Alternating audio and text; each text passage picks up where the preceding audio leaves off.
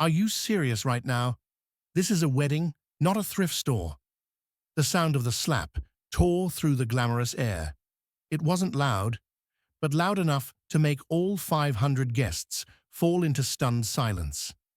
A pale hand adorned with a diamond ring had just struck the cheek of a thin young woman, the kind of guest most people hadn't even noticed standing quietly at the end of the gift line. Serena Whitmore, the bride hailed as the flawless flower of the elite, was fuming in the middle of what was supposed to be the city's most luxurious wedding. A gown hand-embroidered for over 200 hours, a custom Italian wedding ring, an entire ballroom draped in white orchids and delicately scented candles. All of it now overshadowed by the image of the woman publicly humiliated Isla Monroe. Isla didn't explain. She didn't react. She simply touched her reddened cheek, not out of pain, but as if to steady herself. "You expected this, didn't you?"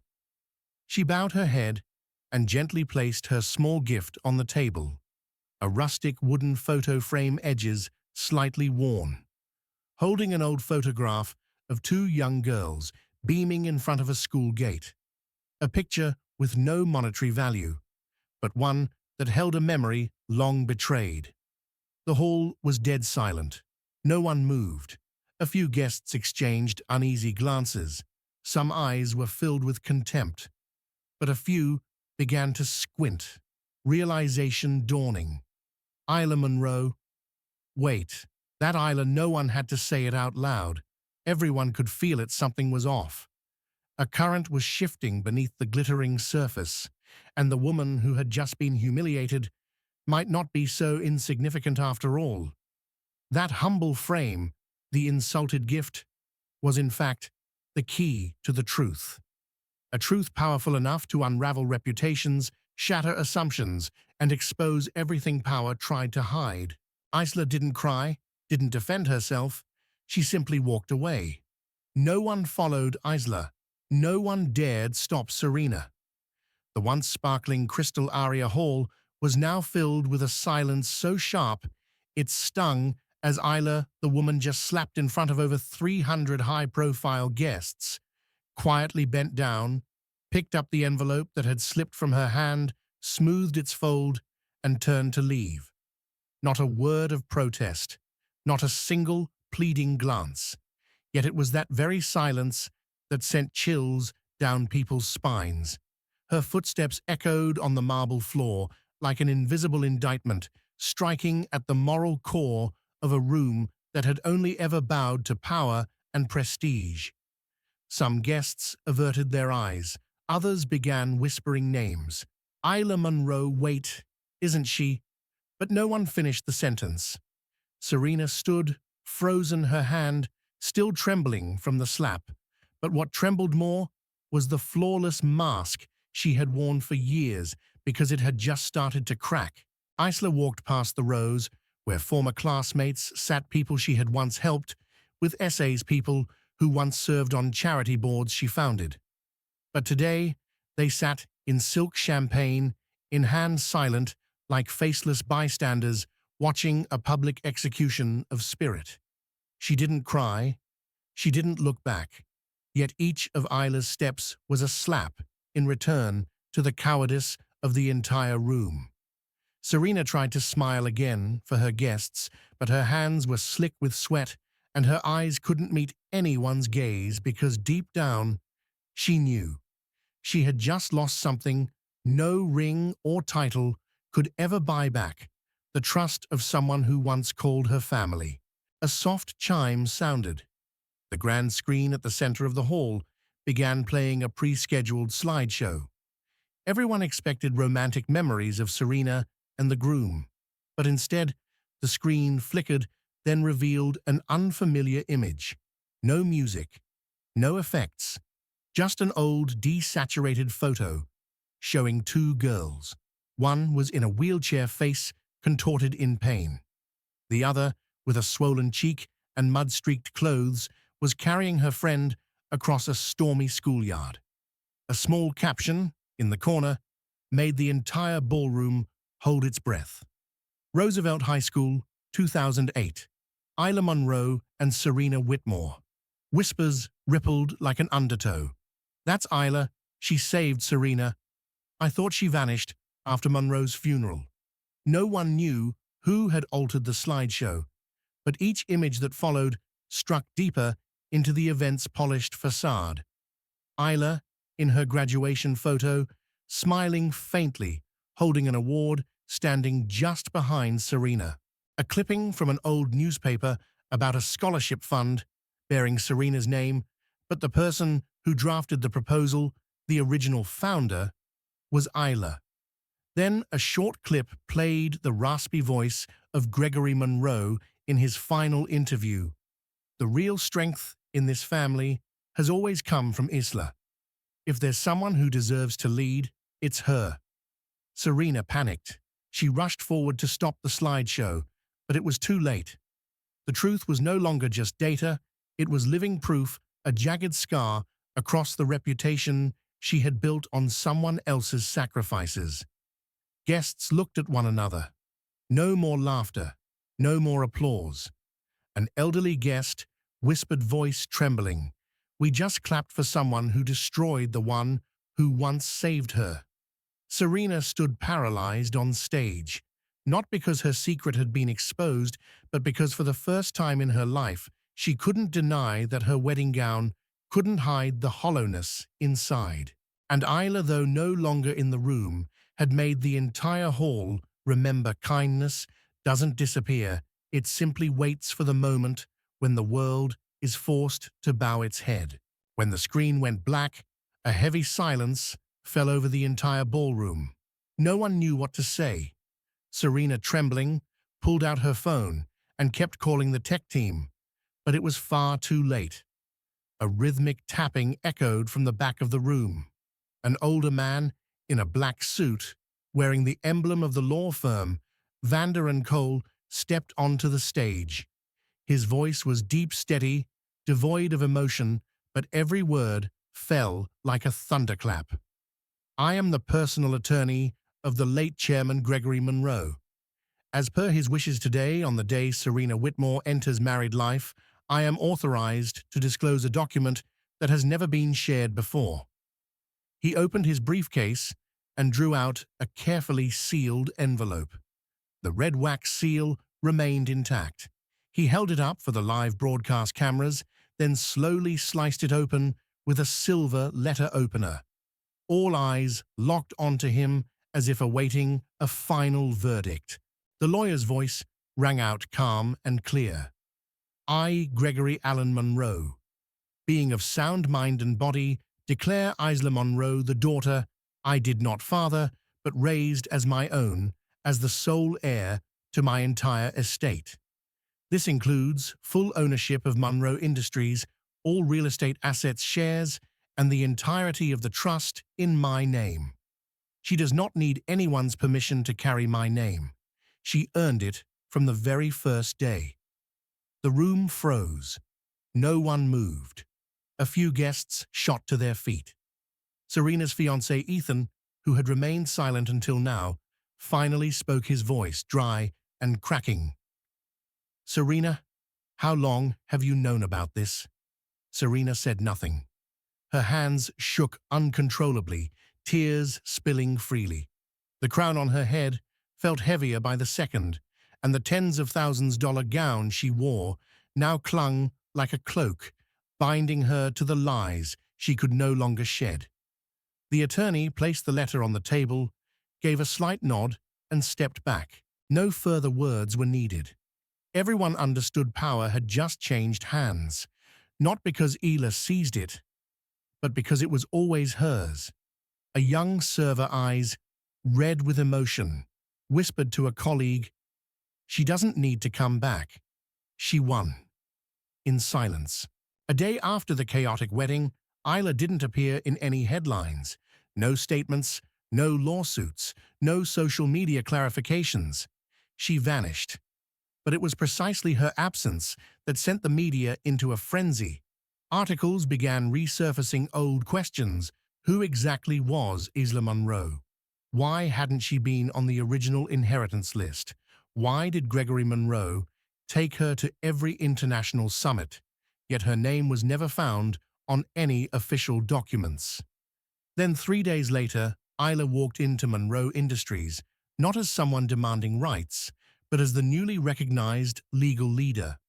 Her hair was neatly tied back her face, bare of elaborate makeup, and in her hands wasn't a luxury handbag, but a thick stack of files, a 90-day corporate restructuring plan. She didn't force anyone out. She didn't fire those who had sided with Serena.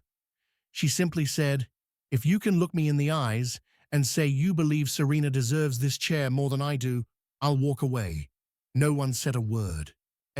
What was meant to be a tense shareholder interrogation turned into a quiet vow of allegiance. An elderly board member murmured, "We failed to protect your father's legacy. Thank you for coming back to restore it." Isla nodded. She said nothing else. But the most unexpected move came when she sent Serena a handwritten letter, not with threats, not with bitterness, just one line: "I forgive you. Not because you deserve it, but because I refuse to carry that darkness into the path ahead of me." After reading it, Serena collapsed onto the dressing room floor, still wearing her unwashed wedding gown. That was when she understood. Isla had stepped out of this petty cycle long ago. The betrayed no longer needed validation from the betrayer.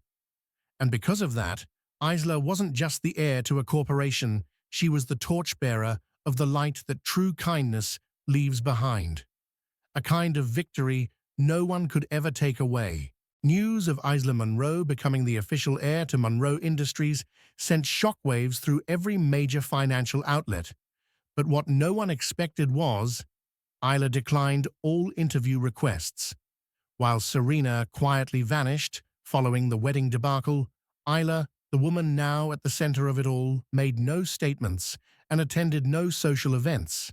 And it was that very silence that only fueled the media's obsession to dig deeper. Then an independent outlet released a classified document, a photograph showing a young woman, Isla, supporting a collapsed man through smoke and rubble.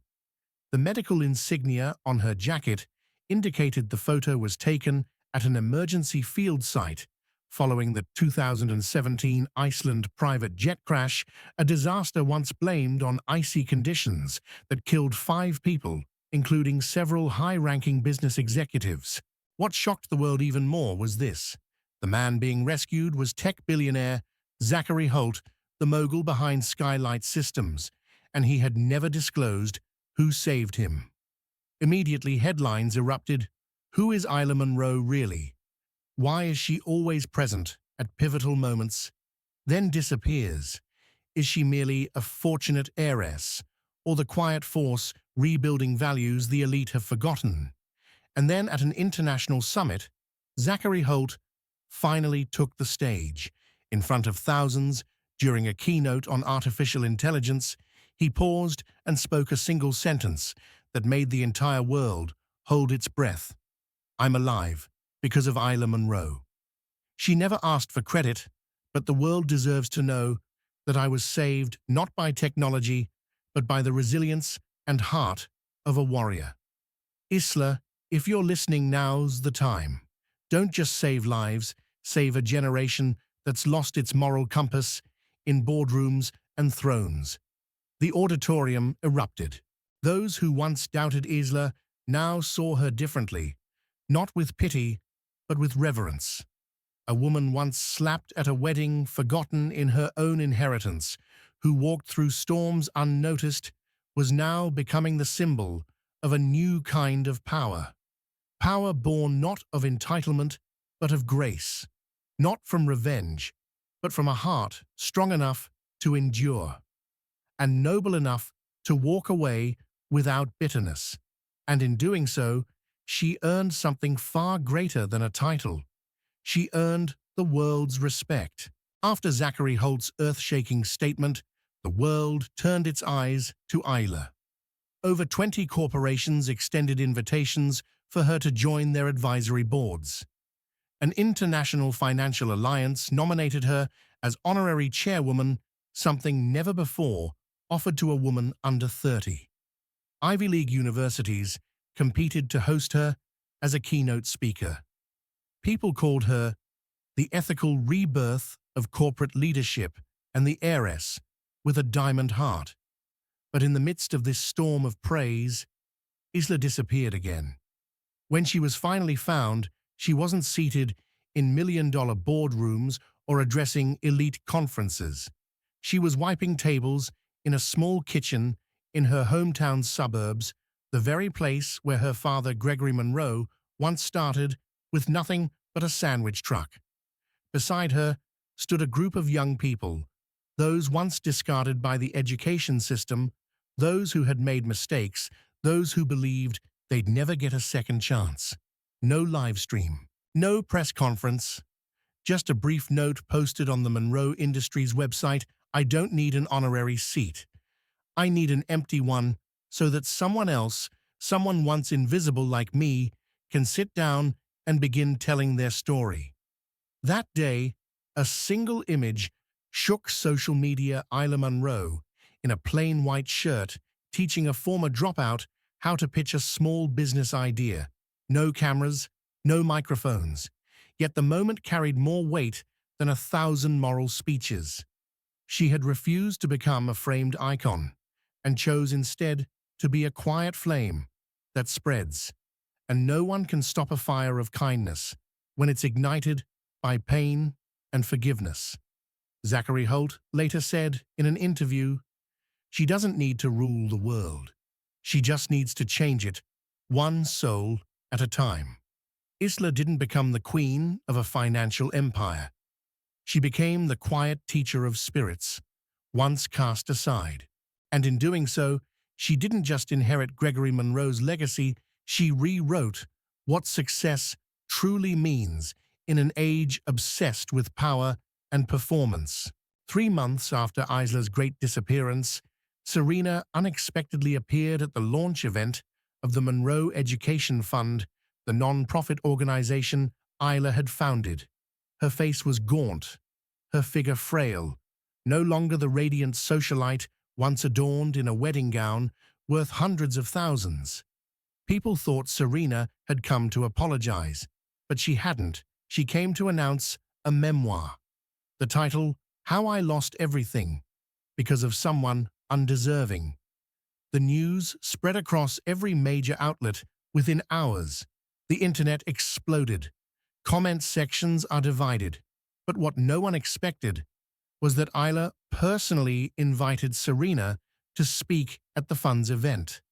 No security, no conditions, no restrictions. Serena stepped shakily onto the stage, facing hundreds of esteemed guests. In front of her, Isla, seated in the front row, calm, her gaze void of anger. Just a gentle silence, like a mirror reflecting a truth that needed no words. And Serena, after a long silence, picked up the microphone, then let it go. She couldn't speak. She wept. She turned to Isla and whispered for all to hear, "I was wrong. Not because I was jealous, but because deep down, I knew I could never do what you've done." The entire hall fell into stunned silence. Isla rose, not to step on stage, not to embrace Serena, but simply said, "You don't need to be like me. But if today you've learned to be kinder to others, then the pain wasn't in vain." At that moment, those who had once turned away, whispered, laughed at Isla in that wedding hall, and began to rise. One by one, then row by row, the entire hall stood, not in praise of Isla's fame, but because they understood. She never needed applause. She only wanted a world less cruel to the unseen. A month later, Isla declined all international partnership offers and focused on opening over 300 startup training centers for at-risk youth, calling them the Forgotten Seeds. A year later, Isla turned down the role of U.S. Secretary of Education. When asked why, she simply said, "I don't want to speak from a podium. I want to kneel down and listen to the ones no one's ever asked, what do you dream of? 5 years later, Isla died in a tragic car accident on her way home from a community center. Millions poured into the streets to mourn her. In their hands, they didn't carry flowers but handwritten letters Isla had given each student she ever met.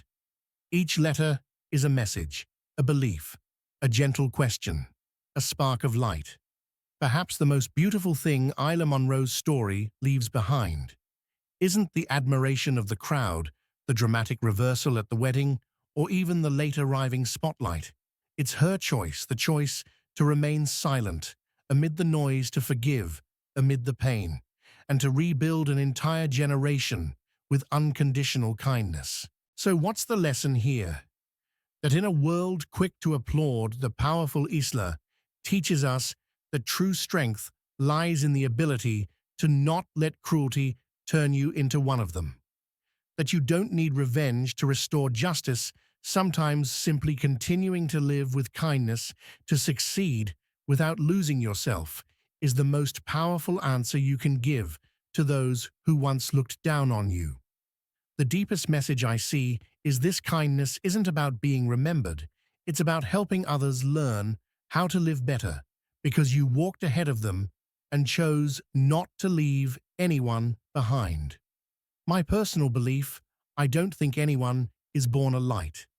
But every time you choose to forgive, every time you rise from a wound without letting it define you, you become that light, even if no one sees it right away. And those quiet lights, they are the ones that change the world. If this story made you cry, made you angry, made you feel seen, healed, or reminded you of yourself, in Isla, leave a comment and share how you feel. Share this story with someone who needs a reminder they deserve to live with kindness, and no one has the right to take that away. And if you want to continue walking alongside stories that touch the heart, stir belief, and offer hope, then hit subscribe on Toch Story, turn on the notification bell, because whenever you need a reason to keep going, Toch Story will be here to gently remind you of who you are.